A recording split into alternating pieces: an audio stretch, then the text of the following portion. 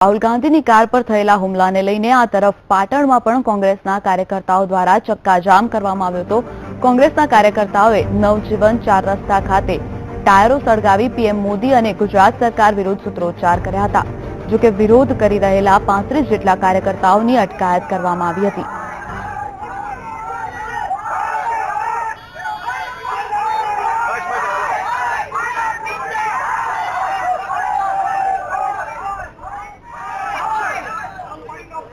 तो जे रीते राहुल गांधी पर गई काले थयेला हुमला बाद अनेक जिल्लाओमां जे रीते कांग्रेस द्वारा विरोध प्रदर्शन करवामां आवी रह्यो छे, अनेक लोको द्वारा विरोध प्रदर्शन करवामां आवी रह्यो छे, ते रीते नवजीवन 4 रस्ता पासे लोको द्वारा विरोध प्रदर्शन करवामां आवी रह्यो छे।